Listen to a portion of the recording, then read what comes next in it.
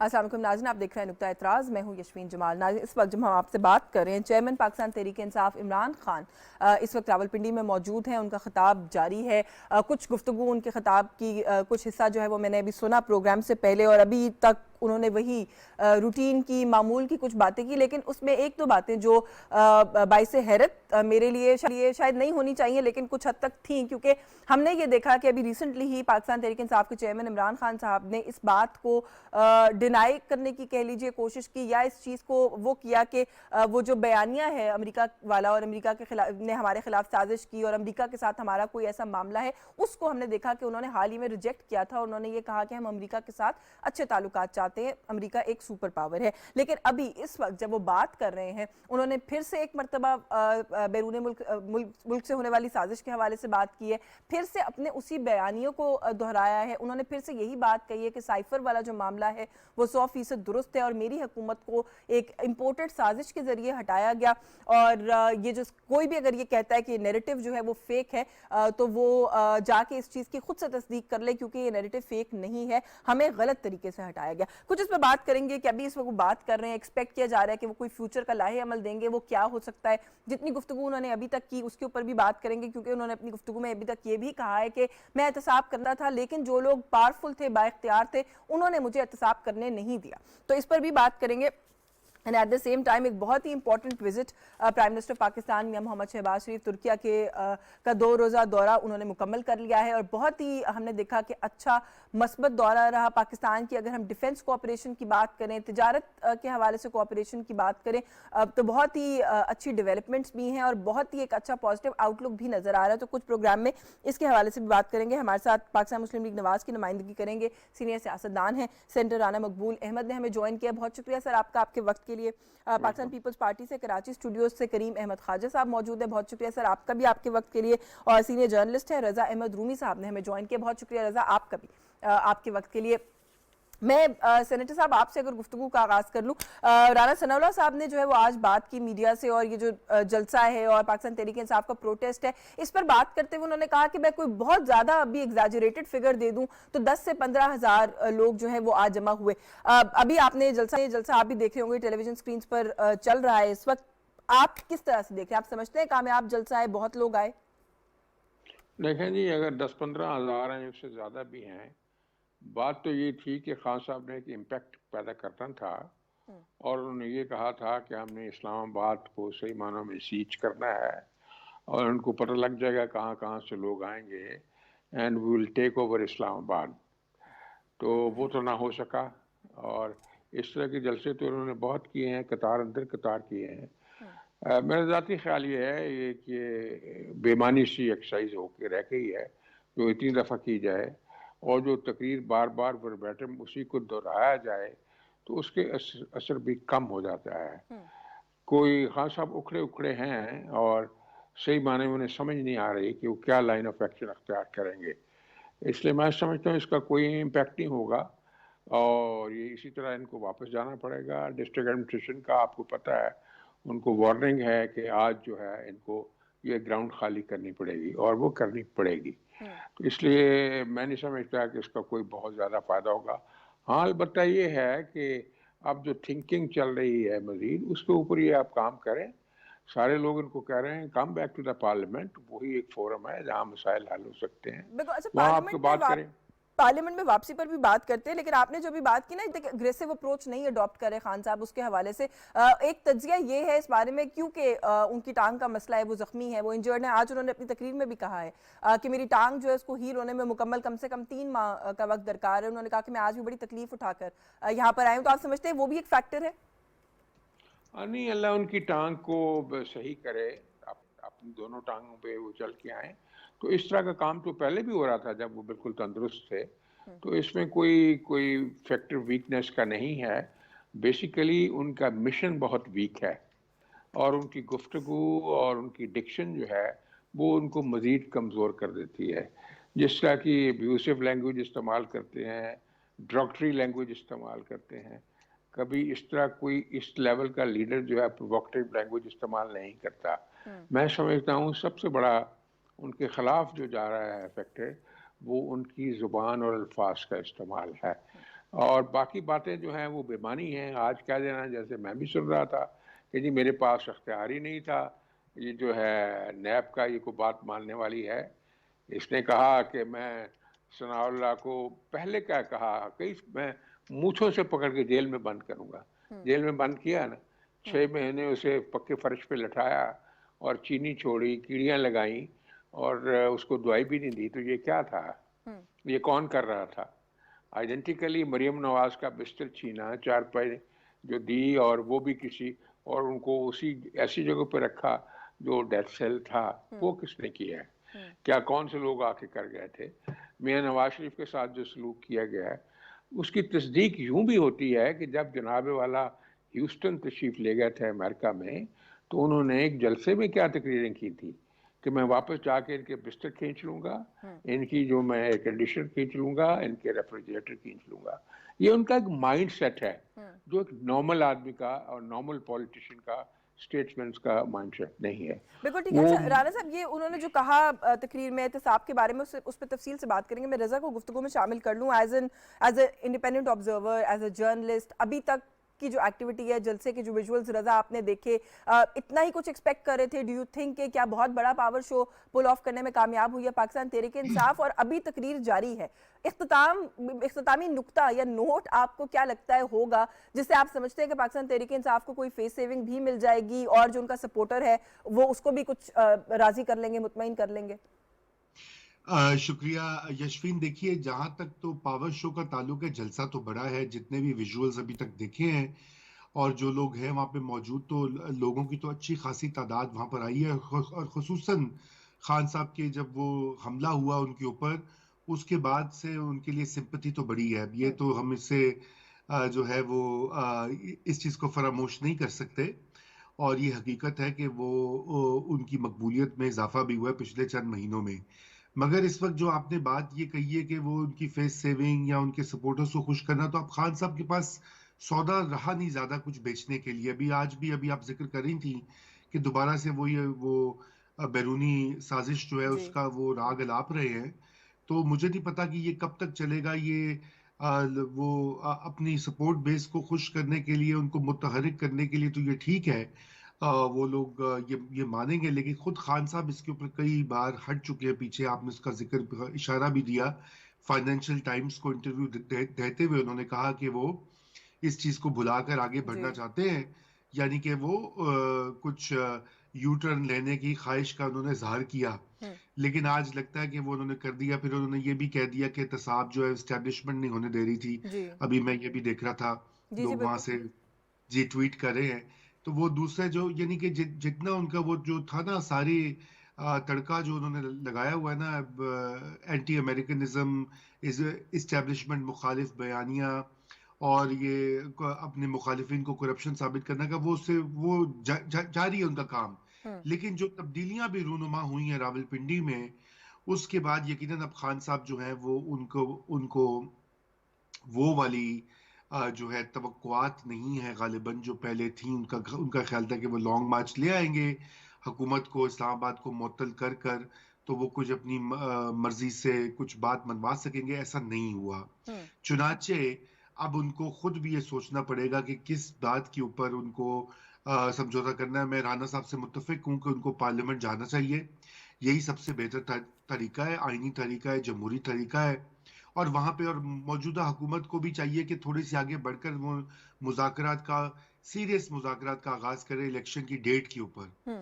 और ये ऐसा होता है जमहूरी ममालिक में, माशरों में, कोई इसमें मजायका नहीं है अगर वक्त पर नहीं election. Raza, I am sure कि आपने भी देखा होगा, कल तो राना सनाउल्लाह साहब ने भी कहा है कि मुज़ाकरात और गुफ्तो शनीद से इन मामलात को हल करें। इससे पहले prime minister himself has said it कि ये बातें जो हैं ये साथ बैठकर मिलकर जो है वो हल की जाती हैं। लेकिन उसके जवाब में फवाद चौधरी ने कल ही दोबारा ही साथ ही ये कह दिया कि आप इलेक्शन की तारीख दे दें, हम मुज़ाकरात के लिए आ जाएंगे। तो ये इस तरीके से मुज़ाकरात हुआ करते हैं, दोनों पार्टीज बैठ कर बात करती हैं या पहले से शराइत आयद कर दी जाती हैं?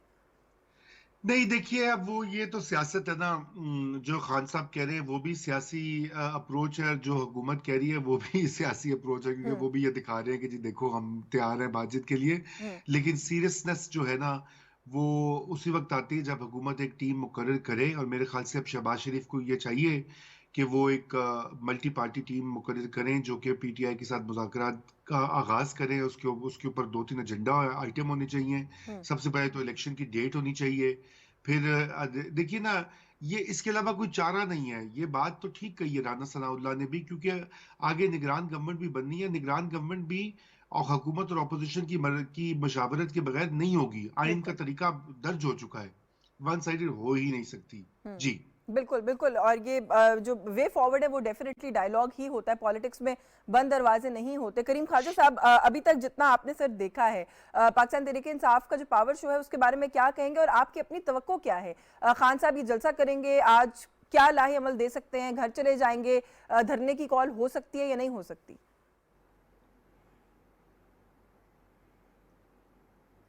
मेहरबानी यस्मीन।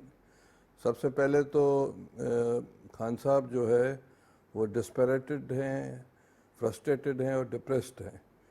तो उसमें वो कुछ भी कर सकते हैं। अमेरिका से भी लड़ सकते हैं, रूस से भी लड़ सकते हैं, किसी से भी लड़ सकते हैं। तो उसकी माइंड सेटअप बड़ा जो है डिप्रेस्ड है आजकल। और खुसूसन जो इस्लामाबाद में और पिंडी में जो तब्दीलियाँ हुई हैं उसकी वजह से भी। अब जहाँ तक खान साहब को अगर मैं हिस्टोरिकली कंपेयर करूँ, उसका माइंडसेट इसी तरह है जिस तरह आखिरी दिनों में हिटलर का था या मसोलिनी का था। अब उनका भयानक जो भी हुआ वो खुदा करे इसका नहीं हो, उसकी 200 साल ज़िंदगी हो। अब मसला ये है कि ये 10,000, 15,000, 20,000, देखें मैं इस चीज़ से डिसएग्री करता हूँ। उसकी पॉपुलैरिटी है मगर वो सेंट्रल पंजाब में है, वो सिंध में, बलूचिस्तान में और केपी में, क्योंकि उनकी हुकूमत है।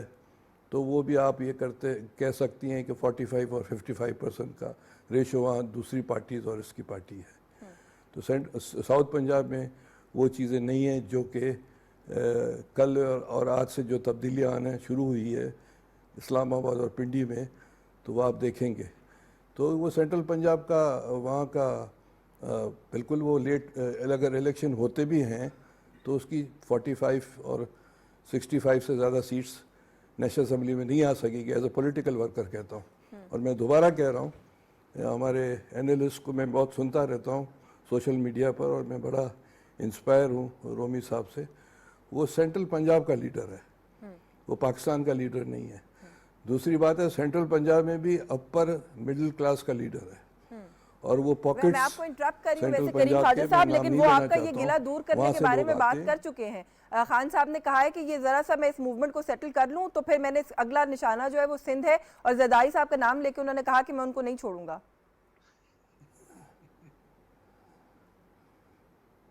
भाई वो मोस्ट वेलकम सिंध में आए, हम उनको कहेंगे कि सिंध में वो ठहरे। पर मसला ये कि पीर उनके जो कहते हैं कि एक दिन से वो ज़्यादा नहीं ठहरा है। गुज़र 15 सालों में वो सुबह को आया है, रात को चला गया है।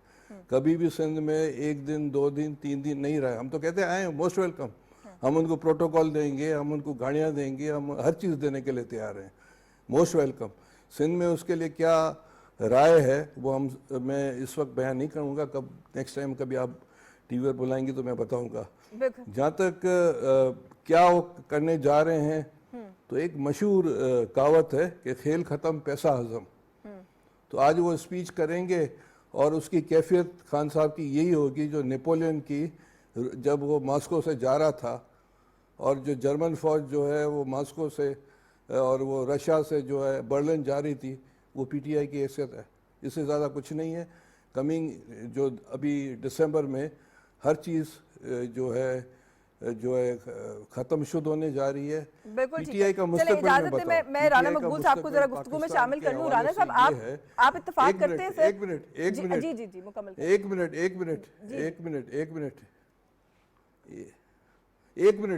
जी प्लीज। एक मिनट।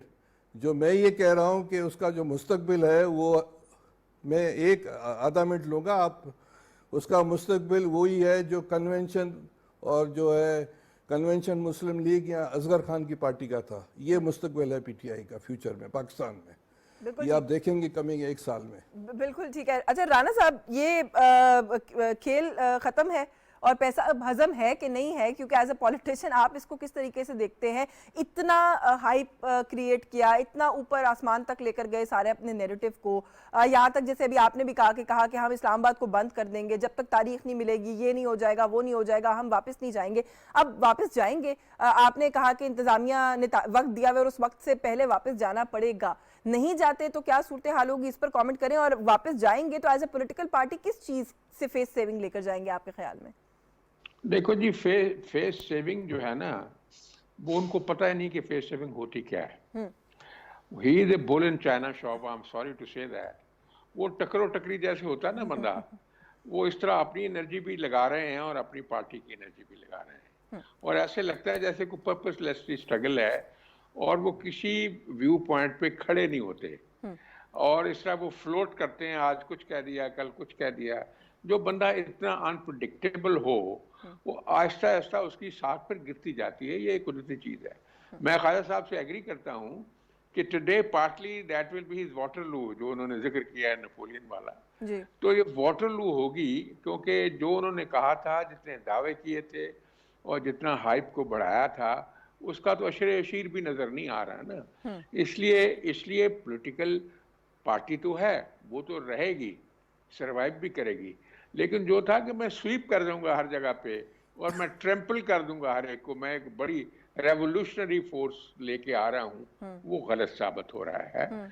और रूमी साहब ने तो आखिर की बात कर दी ना, जो एक दाना और वफादार लोग करते हैं कि अपना वक्त न जाया करो, लोगों को भी परेशान ना करो, खुद भी परेशान ना हो। ये कॉन्स्टिट्यूशन है, ये लॉ है, आप इसके साथ खेल नहीं सकते। आप पार्लियामेंट में आए, अपनी सारी बातें करें। नहीं, लेकिन जो बात आप कर रहे हैं ना सर, कॉन्ट्ररी टू दैट एक ओपिनियन इस वक्त एक ये है, जो अभी रजा रूमी ने भी बल्कि कहा प्रोग्राम में, एक तो ये कि आज का जलसा कहा जा रहा है कि बड़ा जलसा है, पार शो बहुत बड़ा किया है पाकिस्तान तहरीक इंसाफ ने, और उसकी रीजन यही बताई जा रही है कि जो हमला उन पर हुआ उसकी वजह से हमदर्दी का जो एक फैक्टर है वो बड़ा है पीटीआई के लिए और इमरान खान के लिए, तो कहीं सपोर्ट में इजाफा तो नहीं हो रहा?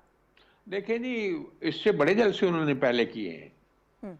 बात यह है कि अगर लाइन सीधी ना हो और पॉलिटिक्स प्रिंसिपल्स के ऊपर ना की जाए, तो बड़ा जलसा या छोटा जलसा उसकी वक़्त वो नहीं रहती, उसकी स्ट्रेंथ डाइल्यूट हो जाती, जो कि हो जाएगी। अब जैसे आज रात, because he has to vacate the ground, अगर वो लोग घरों को चले जाते हैं और जाना पड़ेगा उनको, तो फिर क्या होगा उसका? फिर दोबारा जलसा रखेंगे। नहीं, लेकिन आप बार बार एम्फसाइज कर रहे हैं कि जाना पड़ेगा, नहीं जाते तो क्या होगा? वो जहां पर बैठे हैं वो पंजाब गवर्नमेंट की जुरिस्डिक्शन है, तो फेडरल का तो उसके अंदर वैसे भी जुरिस्डिक्शन ही नहीं बनता, तो अगर वो बैठ जाएं तो क्या होगा? नहीं, मेरी बात सुने कि क्या डिस्ट्रिक्ट एडमिनिस्ट्रेशन ने ऐसे ही उनको ये वार्निंग दे दी है? क्या किसी लेवल पे इस पे कंसेंसस नहीं हुआ होगा? क्या सारे शहरों को जैम रखना है?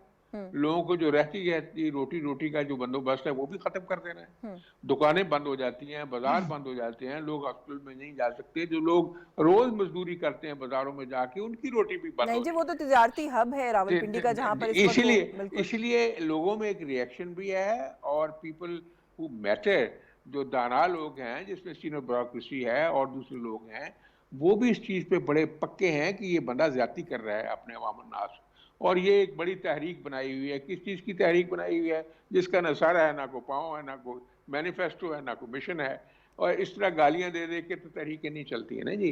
और फिर और इतनी ज़्यादा बंदा जो वॉलेटाइल हो अपनी गुफ्तगू में और अपने स्टैंड में, तो उसके पल्ले फिर क्या रहता है? वो तो हो गया है, उसको मिल गया चांस, जो उसने चांस ज़ाया कर दिया है। अब वो सपोर्ट जिसकी वजह से उसे चांस मिला था, वो सपोर्ट अब नहीं है।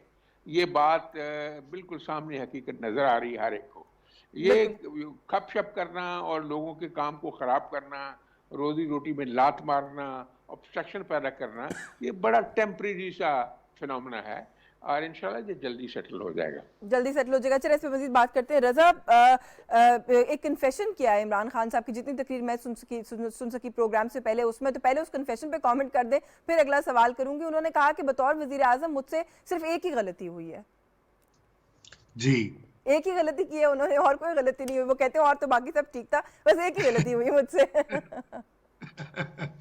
देखिए जी, उनसे तो बात यह कि जो जिस गलती की तरफ वो इशारा कर रहे हैं, उस गलती की तो तारीफ करते वो थकते नहीं थे। हाँ। उन्होंने क्या क्या नहीं गुण गाए उस गलत के या गलती के जो भी आप कहें, मतवातिर वो ऐसी सूरत हाल, ऐसा नक्शा खींचते रहे कि उनका वन पेज जो है उससे तो कोई बेहतर था नहीं। ऐसा ही है। मसला ये कि खान साहब देखिए वो सियासत में ये जो दीगर पार्टियां हैं जिनको वो बुरा भला कहते हैं, वो उन्होंने बहुत सारे अदवार आजमाए हुए हैं, उन्होंने बहुत सारी मुश्किलात और कठिन जैसे कहते हैं मराहिल से वो गुजरे हैं, तो उनको पता लगा। भी तो खान साहब की तो भी सियासी तरबियत मैं समझता हूँ अप्रैल 2022 से स्टार्ट हुई है, क्योंकि उनको उनको आटे दाल का भाव पता लगा है कि पाकिस्तान का वजीर आजम और पाकिस्तान की जो सिविलियन वजीर आजम होता है वो चलता कैसे है।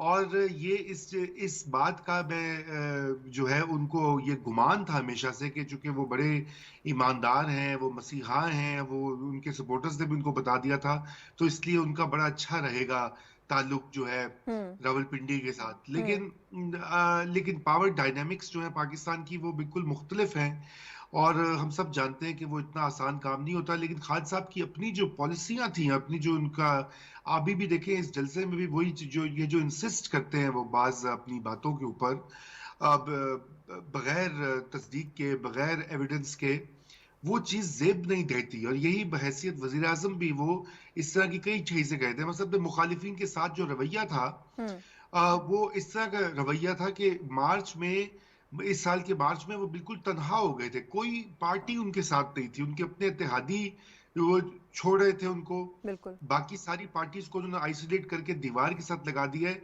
तो सबसे पहला जो उसूल है सिविलियन हुक्मरानी का वो ये है कि आप अपने आप को तनहा नहीं करते।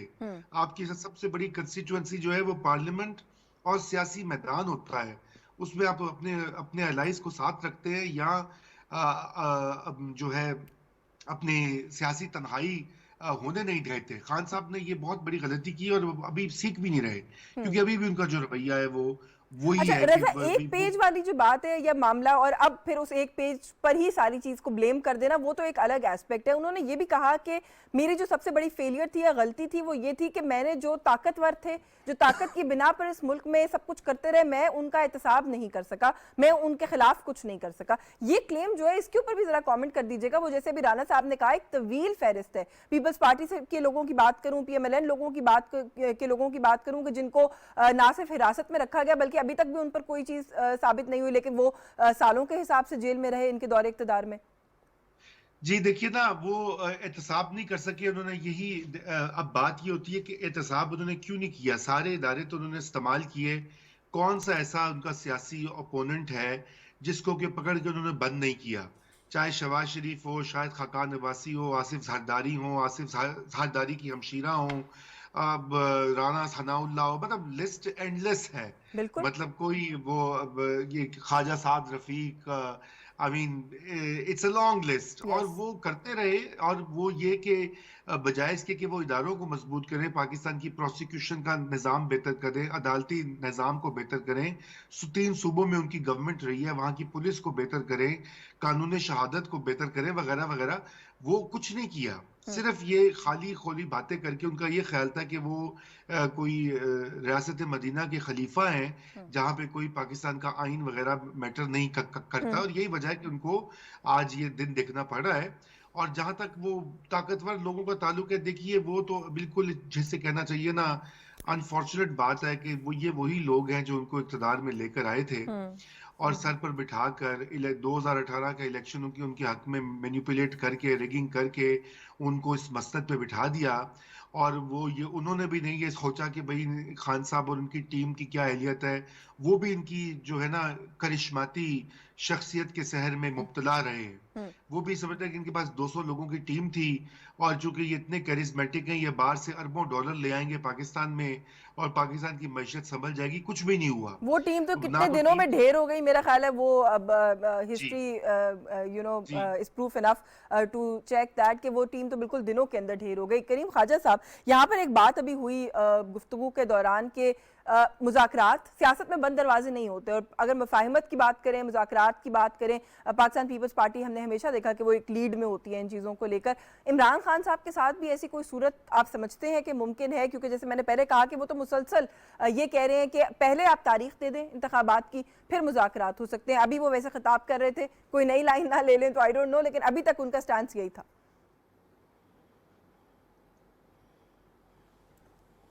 मेहरबानी, मैं आपको बताऊं कि जब 2014 में धरने हुए थे तो उस ज़माने में एक मीटिंग हुई थी हम सेनेटर्स की कमेटी रूम में पार्लियामेंट में, कि धरने हो रहे हैं जिसमें मुस्लिम लीग नून वाले भी थे, पीपल्स पार्टी भी थी, जमात उलमा इस्लाम भी थे, बलोच नेशनलिस्ट पार्टी भी थी। इत्फाक से मैं भी उसमें बैठा था एज ए सेनेटर। तो उस मीटिंग में मैं ये बात डिस्क्लोज़ कर रहा हूँ, कोई ऐसी सीक्रेट बात नहीं है। तो मेरा टर्न आया तो मैंने उठकर, जो हमारे सीनियर थे, राजा साहब मुस्लिम लीग नून के, एतजाज साहब, रज़ा रब्बानी साहब और दीगर बलोच नेशनलिस्ट या दूसरे जो दोस्त थे, तो मैंने कहा कि मैं एक सियासी वर्कर की हैसियत से मैं ये कहूँगा कि आप लोग इमरान खान से मिलें और उनको समझाएं कि जो है ये डेमोक्रेसी डीरेल हो जाएगी। तो बहरहाल मैंने ये बात की। नेक्स्ट डे पर मैं किसी ऑफिस में गया, हमारे पार्टी के दोस्त वहाँ मुस्लिम लीग नून के भी बैठे थे, पीपी के भी लोग बैठे थे। तो उन लोगों ने मुझे कहा कि देखिए करीम ख्वाजा, कल आपने कहा हमने जवाब नहीं दिया, मगर आज हम आपको जवाब दे रहे हैं कि जो पार्टीज़ ने कोशिश की कि इमरान खान से मिलें, उसको समझाएं मुश्तरका तौर पर। बड़े जो हमारे जो लोग गए थे मिलने, इमरान खान ने उनको नहीं शेकन किया, नहीं मिला, नहीं बात की। और ये उन्होंने, जो हमारे दोस्त गए थे, हमारे लीडर्स गए थे, मसलन नवाज़ शरीफ या आसिफ ज़रदारी साहब नहीं, मगर जो दूसरी लेवल या तीसरी लेवल के, तो उन्होंने कहा कि अपनी पार्टी वालों को कहा कि हम नेक्स्ट टाइम नहीं देंगे क्योंकि हमारी इज़्ज़त से ज़्यादा कोई चीज़ नहीं है। तो इस शख्स को नहीं हाथ मिलाने आता है, नहीं बात करने आता है, एरोगेंट है, और उस एरोगेंट आदमी से हम तो बात करने के लिए तैयार हैं, मगर उसके जहन में है कि ये चोर हैं, ये डाकू हैं, उससे किस तरह बात होगी। तो मेरे ख्याल से उसकी जो तरबियत जिन लोगों ने की है, वो उनके जहनों में जो चीज़ बिठाई है, अभी हालात तब्दील हो रहे हैं तो उसको समझ में आएगा। मगर एक बात मैं और भी बताऊँ, बीइंग अ साइकेट्रिस्ट, इंसान की जो शख्सियत बनती है वो 30 साल तक बनती है। मैं साइकेट्रिस्ट हूँ, उस हिसाब से कह रहा हूँ। जो इंसान की शख्सियत बन जाती है, जिसकी शख्सियत इस तरह बनी, अब वो 70 साल का है, वो इसमें तब्दीली क्या आएगी। मगर बैकैफ बातचीत होनी चाहिए, और दुनिया में हर जगह बातचीत हुई है। We are open to it. Zardari साहब ने तो जो सियासत की है बेनज़ीर की शहादत के बाद, वो निगोसिएशन से की है। हम तो चाहते हो, मगर ये शख्स तैयार नहीं है किसी भी सूरत में। पर बहरहाल होनी चाहिए बातचीत होनी चाहिए, बिल्कुल। बातचीत के बगैर तो कोई वो नहीं है, चारा नहीं है। राना मकबूल साहब, वो गिला भी कर रहे हैं। आज हमने थोड़ी सी बात तो की है बैरूनी मुल्क और साजिश, और जो एक नैरेटिव उन्होंने बिल्ड किया था, फिर उसे बैक ट्रैक किया। वो ये कहते हैं कि मैंने क्या जुर्म किया था कि मेरी हुकूमत को इस तरीके से गिराया गया, और चाहे कितना भी खान साहब को ये बात कह दी गई है पिछले कुछ अरसे में कि एक आईनी तरीकेकार से उनकी हुकूमत को भेजा गया, वो ये बात मानने को तैयार नहीं है। वो अभी भी कोई जुर्म तलाश कर रहे हैं। देखिए, अभी बात की है ख्वाजा साहब ने, बड़ी सही बात है। उनका सबसे बड़ा ऑफेंस जो किया है वो उनकी एरोगेंस है। आप अपने कुलीग्स के साथ या किसी के साथ भी बदतमीजी नहीं कर सकते, और जो ज़बान वो इस्तेमाल करते हैं, क्या कोई उनको देखने के लिए तैयार हो जाएगा। और जिस तरह का वो तानो तशनी करते हैं, अब जब जैसे खान साहब कह रहे थे कि उसने हाथ तक नहीं मिलाया, तो ऐसे आदमी के साथ क्या कम्युनिकेशन और क्या गुफ्तगू हो सकती है। बाकी अपना पर्सनल कंडक्ट और साइकी की उसकी जो पेचीदगियाँ हैं वो तो अलग हैं, लेकिन जो बंदा अच्छा जिसकी तरबियत ठीक हो, और वो तो अच्छी बात ही करेगा। दुनिया की सबसे बड़ी हस्ती ने कहा कि सबसे अच्छा आदमी जिसके अखलाक अच्छे हों। इसका मतलब सबसे बुरा आदमी वो है जिसके अखलाक बुरे हों। तो इसलिए ये सबसे बड़ा फैक्टर जो उनके छोटी पार्टियों के एलाइज थे, उनको भी यही मसला रहा कि ये तमीज़ से बात नहीं करनी है, किसी की इज्जत नहीं करनी है, अपने आप को कोई सुपरमैन समझना है। ये सारे मिसाइल हुए, और फिर इंतकाम और ज्यादती और वेंजेंस और पता नहीं क्या क्या। कोई सेंसिबल स्टेट्समैन जो है अमेरिका में जाके ये बात करेगा कि मैं वापस जाके अपने मुखालफों के बिस्तर छीन लूंगा, उनके मैं फ्रिज निकाल दूंगा, उनके मैं एसी छीन लूंगा? ये कभी कोई सेंसिबल पॉलिटिक्स में राणा जो साहब बंदा है वो सेंसिबल बात करता पॉलिटिक्स है? की जो बात कर रहे हैं, मुझे इस वक्त तक जो बताया जा रहा है, क्योंकि सिंस आई एम लाइव मैं खुद नहीं सुन पा रही हूँ, कि इमरान खान साहब ने दो अहम ऐलानात कर दिए हैं। एक तो उन्होंने ये कहा है कि इस्लामाबाद ना जाने का फैसला किया गया है, वो आज यहीं से जलसा करेंगे और उसके बाद की बात खत्म हो जाएगी। लेकिन जो इंपॉर्टेंट बात है वो ये है कि वो कह रहे हैं कि वो पंजाब और खैबर पख्तूनख्वा असेंबलियों से को तहलील कर रहे हैं, उनसे निकलने का फैसला किया है उन्होंने। बड़ी अच्छी बात है ये तो, अगर कर लें तो ये तो सारे उनको कहते थे कर लें भाई, करें। नहीं तो आप इससे देख मुल्क में सर एक लेंगे पॉलिटिकल अनरेस्ट क्रिएट नहीं होगा, जो हम मुसलसल एक बात करें कि इस वक्त मईशत को नहीं, संभालने की जरूरत है। मुझे उनके कहने पे यकीन नहीं आ रहा। जब जब बात होगी तो फिर पता चलेगा। ये जब बात होगी तो तो पता चलेगा। ठीक है, हाँ जी, ठीक है। मुझे नहीं यकीन आ रहा इस बात पे। हाँ हाँ जी, हाँ जी। पता नहीं किस तरंग में उन्होंने इस वक्त कह दिया है, और इस वक्त बहुत सारी बातें कर जाते हैं जब रात ढल रही होती है, तो इसलिए कोई पता अच्छा, नहीं लफ्ज इसमें से। तहलील का इस्तेमाल नहीं कर रहे, ना रिपोर्ट हो रहा है, लफ्ज इस्तेमाल किया जा रहा है कि हम इन असेंबली से रिजाइन करेंगे, मुस्ताफी होंगे। हाँ तो चलो ये भी देख लें, मुस्ताफी आ गए, नेशनल असेंबली से मुस्ताफी हो गए, बहुत कुछ उन्होंने हासिल कर लिया है, अब प्रोविंशियल असेंबली से भी मुस्ताफी हो लें, वहां से क्योंकि वहां मुस्ताफी भी हासिल करें। चलिए इजाजत है, मैं दूसरे रजा से इस पे कमेंट ले रही हूँ। रजा कॉन्स्टेंटली मुस्कुरा भी रहे हैं। रजा, ये तहलील नहीं कर रहे, रिजाइन कर रहे हैं, ये इसके अंदर भी वो जो राणा साहब ने बात की है कि यकीन नहीं आ रहा अभी जब तक हो नहीं जाएगा, इसके अंदर भी उन्होंने कोई गुंजाइश छोड़ी है? जी जी बिल्कुल गुंजाइश छोड़ी है। देखिए ये जो कौमी असेंबली से भी तो इस्तीफे दे दिए उन्होंने, अब कुछ लोगों ने दिए हैं, कुछ ने नहीं दिए, फिर जाके बाई इलेक्शन में भी खड़े हो जाते हैं, तो कंफ्यूजन का है। ये सिर्फ प्रेशर टैक्टिक है, और ये वाला भी खैबर पख्तूनख्वा और पंजाब हुकूमत जो है, मैं तो ये नहीं समझता कि चौधरी परवेज इलाही खान साहब के इशारे के ऊपर असेंबली को तहलील कर देंगे। ऐसा हो ही नहीं सकता। बड़ी मुश्किलों से चौधरी साहब को इक़्तिदार मिला है, इतने जतन करने के बाद, तो वो कैसे ये सोने की चिड़िया जो है वो सोने की मुर्गी अपने हाथ से निकालेंगे? उन्होंने तो अभी पूरे अगले 8-10 महीने जिस तरह से आजकल वो पैसे बांट रहे हैं अपने पूरे पंजाब में अपने इलेक्शन और सियासी करियर के लिए, तो मेरा नहीं ख्याल कि वो खान साहब के कहने पे इक़्तिदार छोड़ देंगे। चौधरी परवेज इलाही को अगर पीटीआई निकलती है तो चौधरी परवेज इलाही जाके नून लीग से इत्तेहाद कर लेंगे। हाँ, देखिए ना, वो तो खान साहब से पुराने खिलाड़ी हैं। बिल्कुल। और रही बात खैबर पख्तूनख्वा की, तो मेरा नहीं ख्याल कि खान साहब और उनकी जो पार्टी है उनको एडवाइस करेंगी, क्योंकि अभी तो खैबर पख्तूनख्वा भी एक सोने की जो है वो सोने के अंडे देने वाली मुर्गी है, जिसका हेलीकॉप्टर भी इस्तेमाल होता है एक टैक्सी सर्विस की तरह, जिसके पुलिस जो है वो आ जाती है उनके तहफ़्फ़ुज़ के लिए, और हर तरह के वहाँ से के जो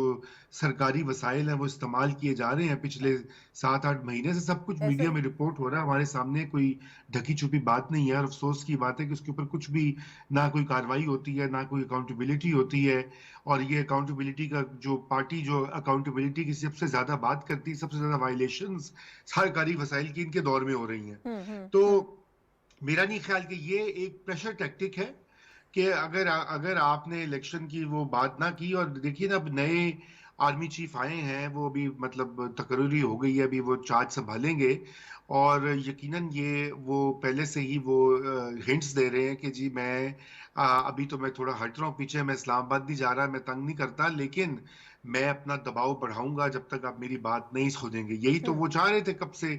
जनरल बाजवा को वो क्या कहते रहे हैं पिछले 6-7 महीने में कि इनका साथ छोड़कर मेरे साथ आओ, वो हक और बातिल की जंग में बातिल को छोड़ो और मैं हक पर हूँ, और लोगों को वो कहते रहे कि आप शिरक ना करें। कमाल की, वैसे ये मैं तो कभी जिंदगी में ऐसी बातें नहीं सुनी, बहरहाल सुन रहे हैं, आप क्या करें, ये हकीकत There है। is always a first time, Raza, it's okay. I think वो हमारी भी, हम सब भी जो है वो अंडर ट्रेन, गेटिंग ट्रेंड कि हम इस तरह की चीज़ों से यूज टू हों। लेकिन लाइक आप दोनों ने कहा, वही बात है कि खान साहब का जो तर्ज सियासत है उसको हम समझने लग गए हैं शायद, कि कोई टाइमलाइन नहीं दी है, कोई डेट नहीं दी है कि कब इस्तीफा होगा, कैसे इस्तीफा होगा, उसका प्रोसीजर क्या है। लेकिन ये कहा है कि जो चारों सूबाई असम्बलियाँ हैं उनसे पाकिस्तान तहरीक इंसाफ जो है वो उनके जो लोग हैं वो मुस्ताफ़ी हो जाएंगे। करीम ख्वाजा साहब सर क्या कहेंगे, ये जो नई डेवलपमेंट अभी आपके सामने मैंने रखी है, हमारे बाकी दोनों मेहमानों का ये ख्याल है कि ये इसके अंदर कोई इतना खास मामला नहीं है, सिर्फ प्रेशर टैक्टिक है?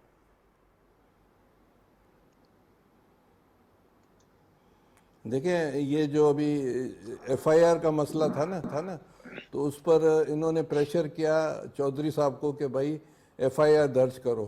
तो चौधरी साहब ने कहा कि भाई आपके जो भी लीडर हैं वो एसएचओ का नाम दें, मैं वो एसएचओ रखता हूँ और वो जो एफआईआर दर्ज होगी, जो खान साहब को गोली वाला मसला है। तो उन्होंने नाम नहीं दिया। फिर उन्होंने कहा कि मैं असेंबली तोड़ना चाहता हूँ, चौधरी साहब को खान साहब ने कहा।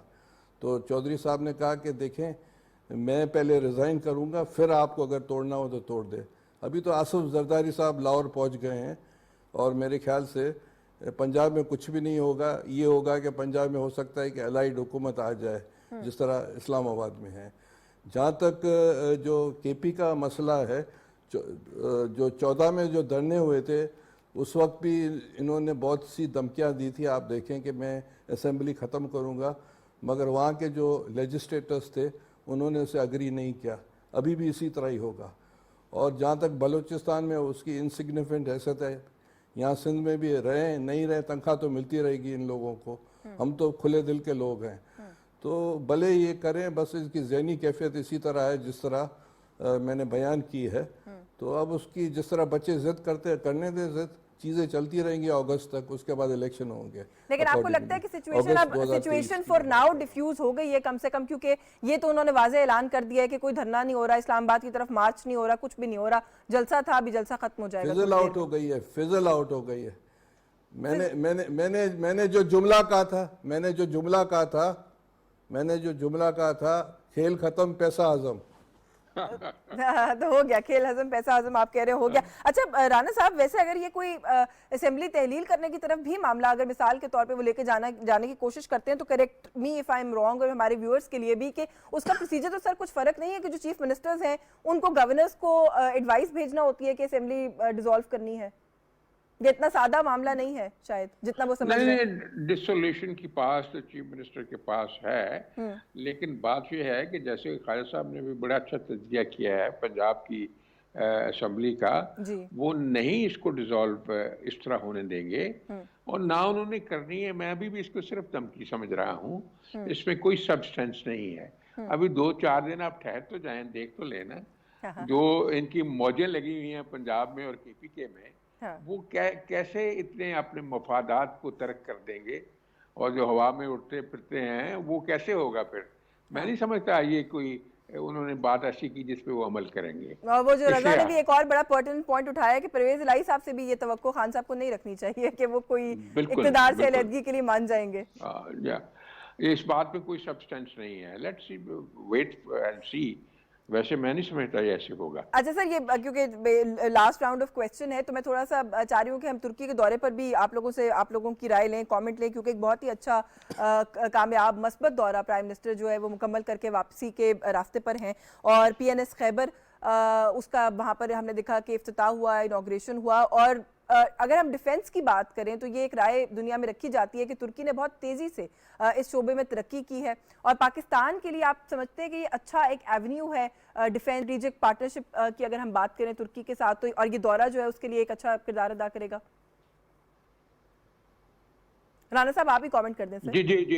देखिए जी, टर्किश नेवी जो है ना, ये सेंचुरी से इस्टेब्लिश है, क्योंकि उसकी जो पॉलिटिकल और उसकी एक तरह से सिचुएशन ऐसी है, महल वकू ऐसा है टर्की का, और इंटरनेशनल मिलिट्री वेंचर्स में टर्की ने हमेशा रोल प्ले किया है। ये बड़ा अच्छा हुआ जो आपस में ये कोऑपरेशन है, और जो नया फ्रीगेट आ रहा है जो शामिल हो रहा है पाकिस्तान की नेवी में, उससे एक स्ट्रेटेजिक और मिलिट्री स्ट्रेंथ बढ़ती है।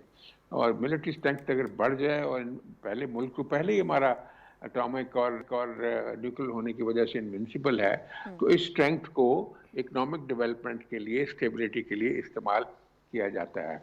आज जो हुआ है और कल की नेगोशिएशन आज की, ये बड़ी हिस्टोरिकल डेवलपमेंट है। प्राइम मिनिस्टर ने बहुत ज़्यादा एम्फेसिस दिया है कि जी आप हमारे साथ कोऑपरेट करें, हमारा मुल्क जो है अब उसमें कंड्यूसिव क्लाइमेट फॉर इन्वेस्टमेंट पैदा हो रहा है। हमारी आपस में जो ट्रेड बहुत कम है, को $1.5 अरब की है, मैं चाहता हूँ कि विद इन 3 years कम से कम $5 बिलियन हो जाए। तो इस प्लान को डिस्कस किया गया है, उन्होंने इंडस्ट्रियलिस्ट से भी कम्युनिकेशन की है, और एक कॉन्फ्रेंस भी यहाँ हो रही है पाकिस्तान में शॉर्टली, जो पाकिस्तान ही उसको होस्ट करेगा, और वहाँ के जो हैं इंडस्ट्रियलिस्ट और इन्वेस्टर्स वो यहाँ आएंगे और उनको बताया जाएगा कि आपने कहाँ कहाँ इन्वेस्ट करना है। इसके अलावा और सारे एवेन्यूज़ के ऊपर बात हुई है कि एजुकेशन के सेक्टर में क्या कोऑपरेशन होगी, कल्चर में क्या कोऑपरेशन होगी, और जितने भी फील्ड हैं हमारे उसमें क्या कोऑपरेशन होगी। और टर्की चूँकि बहुत सारे मामलात में हमसे बहुत ज़्यादा एडवांस है, तो हम उनसे बहुत ज़्यादा फ़ायदा ले सकते हैं, क्योंकि बड़ा ही टर्की के साथ तो बड़ा ही डिप्लोमेटिक, मैं नहीं कहूँगा, बहुत ही सिंसियर रिलेशनशिप है। बड़ी सही मानों में जेन्युइन ब्रदरली रिलेशनशिप है, जिसमें जज्बात का एक बॉन्ड कई सदियों से जो है वो कायम है। तो मैं समझता हूँ it will be a new milestone in development of relationship between Turkey and Pakistan.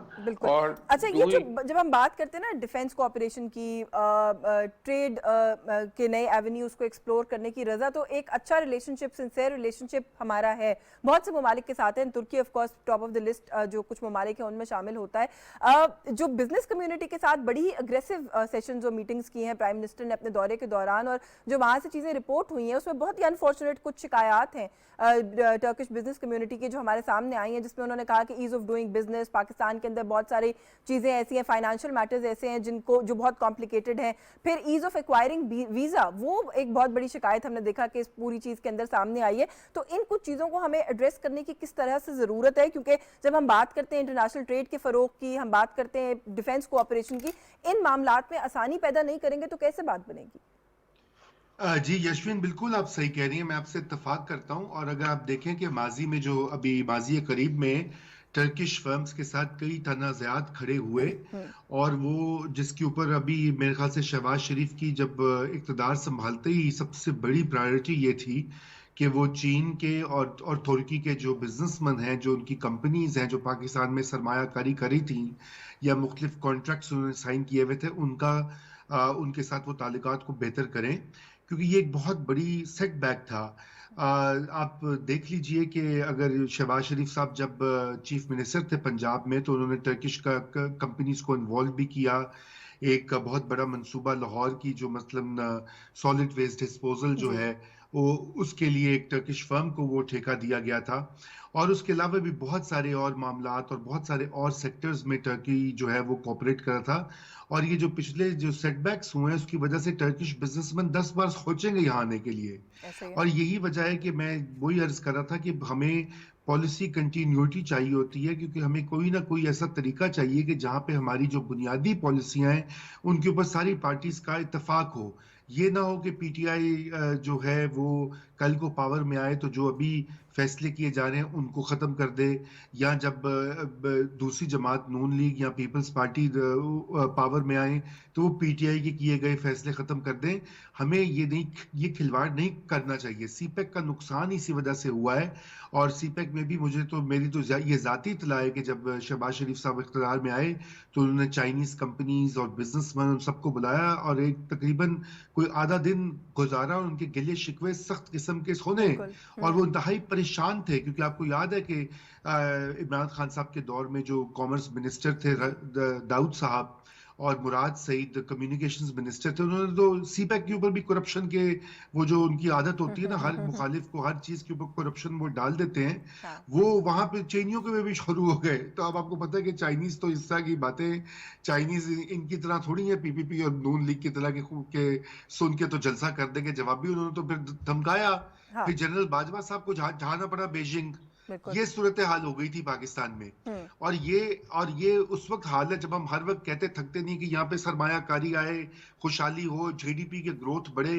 वो कैसे होगा जब आप फॉरेन इन्वेस्टर्स और फॉरेन कंपनीज के साथ जो कॉन्ट्रैक्ट्स हैं उनको इन्फोर्स नहीं करते, और हर बात के ऊपर, और इसमें हमारी कोर्ट्स भी बदकिस्मती से घुस जाती हैं बीच में। उनका कोई काम नहीं है इनके इस तरह के जो ठेके होते हैं, इस तरह के जो कॉन्ट्रैक्ट्स होते हैं उनके अंदर वो इंटरवीन करें। रेकोटेक का मामला देख लिया, उसकी तबाही सुप्रीम कोर्ट ने स्टार्ट की थी ये पीपीपी के दौर में। और मतलब ये हमें कुछ रूल्स बनाने होंगे। वही बात है कि पार्लियामेंट को सब कुछ ये करना है। यशवीन, और पार्लियामेंट सबसे कमजोर है आज। इमरान खान बड़े पॉपुलर हो गए, 100 बिस्मिल्लाह। शहबाज शरीफ के पास पावर है 100, लेकिन जो पार्लियामेंट है और नए आर्मी चीफ आ गए हैं जो कि जाहिर बात है वो भी बहुत पावरफुल होंगे। जो पार्लियामेंट है वो बिल्कुल इस वक्त अपने वीकेस्ट पॉइंट पर है पाकिस्तान की हालिया तारीख में। जो कुछ पिछले 3-4 साल में जैसे उसको चलाया गया या नहीं चलाया गया, और जो अभी इसमें ये खान साहब बाहर बैठे हुए हैं और वो उसकी असर्शन ही नहीं हो रही। तो हमें we have to get back to parliament. अगर पाकिस्तान का मुस्तकबिल हमने बेहतर करना है, अगर पाकिस्तान की पॉलिसी साजी को बेहतर करना है, कानून साजी को बेहतर करना है, तो पार्लियामेंट की मजबूती के अलावा कोई और चारा नहीं कोई है। और चारा जी। नहीं, हर चीज़ के लिए ही जो वे फॉरवर्ड है वो यही है। करीम ख्वाजा साहब ब्रीफ कमेंट कर दीजिएगा, सर वक्त खत्म हो रहा है मेरे पास, के इस दौरे की अहमियत के बारे में क्या कहेंगे? हम ये देख रहे हैं कि जब से ये हुकूमत आई है बड़ी एग्रेसिव डिप्लोमेसी जो है वो की जा रही है। बिल्कुल हम इस दौरे को वेलकम करते हैं, और ये गवर्नमेंट जिसमें मियाँ शहबाज शरीफ और जनाब बिलावल भुट्टो है वो दौरे कर रहे हैं सारे दुनिया के मुल्कों के। इमरान खान ने 4 साल में पाकिस्तान को आइसोलेट किया था, जो कि ये गवर्नमेंट उनको ख़त्म करने की कोशिश कर रहे हैं। हमारी तिजारत टर्की से क्या 190 मुल्कों से होनी चाहिए, हमारे हमसायों से भी होनी चाहिए, तब जाकर पाकिस्तान बढ़ेगा। और बिल्कुल पार्लियामेंट को ही फैसला करना है, किसी और इदारे को फैसला नहीं करना है, किसी और इदारे का कोई राइट भी नहीं बनता है। Parliament has to decide everything, each and everything. हम इसको बिल्कुल मानते हैं, लेटर एंड स्पिरिट में मानते हैं। पाकिस्तान का वे फॉरवर्ड पार्लियामेंट ही है, कोई और इदारा नहीं। बिल्कुल ठीक है, बहुत शुक्रिया आपका करीम ख्वाजा साहब, सेंटर राना मकबूल अहमद साहब सर, बहुत शुक्रिया आपका, आपने प्रोग्राम में वक्त दिया। Raza Rumi, thank you so much for your time also. और आज अहम इशूज़ थे जिसमें अभी जो एक खबर सामने आ रही है वो यही है कि किसी किस्म के धरने की कॉल नहीं दी गई है, और इस वक्त जलसे के बाद ये मामला यहीं पर ख़त्म हो जाएगा। इस खबर के साथ प्रोग्राम नुक्ता इतराज़ से आज के लिए बस यही कुछ। यशवीन जमाल को इजाज़त दीजिए, अल्लाह हाफ़िज़।